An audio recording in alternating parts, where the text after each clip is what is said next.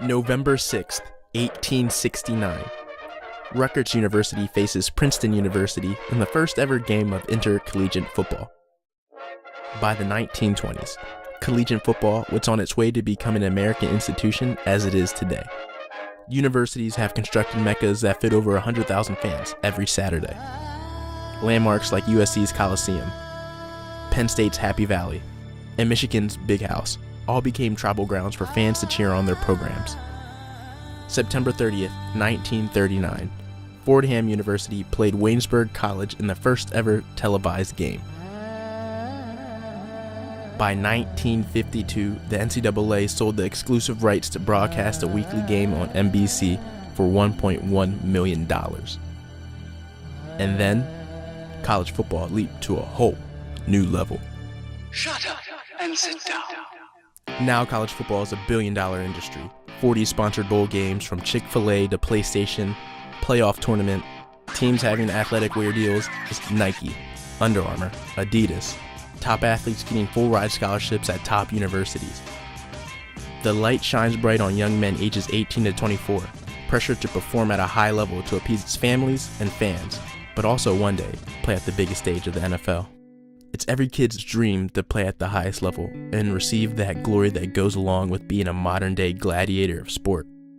But out of the 7% of student athletes that play collegiate football, only 2% play Division I. Division I or not, with the strong chance of never reaching the top level of professional status. There are athletes across this nation that still strive for the same glory out between the lines, with the end of their athletic career in mind. But sometimes, even on the smallest stages of college football, you'll find things that are even more glorious. The University of Redlands, home of the Bulldogs, private liberal arts college in the heart of Southern California. A producer of current and future leaders of America, nestled in San Bernardino County. An hour away from the live city of Los Angeles, the sandy beaches, the snowy mountains, and dry desert. On top of its academic prestige, Redlands boasts one of the most winningest football programs in California history. Since 1988, under the tenure of Mike Maynard, the Redlands Bulldog football program has boasted a record of 182, 85, and 1, 12 conference championships, and 8 NCAA playoff appearances.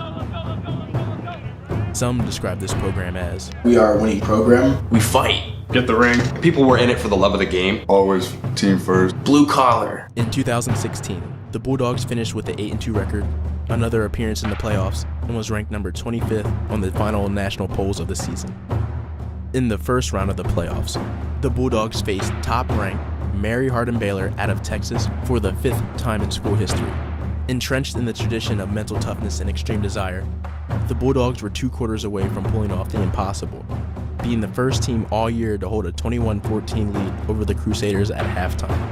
With the obsession of going good to great, the Bulldogs fell short of their historical opportunity.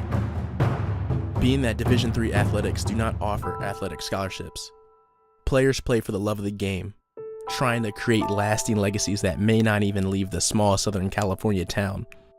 People love to talk about the top athletes in the Division I ranks, praising their stories of success, trial, and tribulation.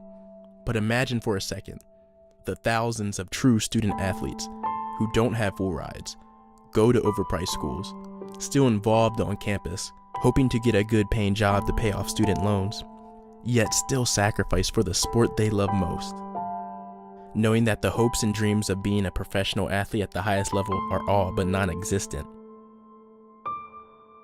Here I am, trying to tell the stories of most athletes whose football careers are over, but the love of the game still runs deep in all that they do after the lights go off. It's the story being told of those who live the dream.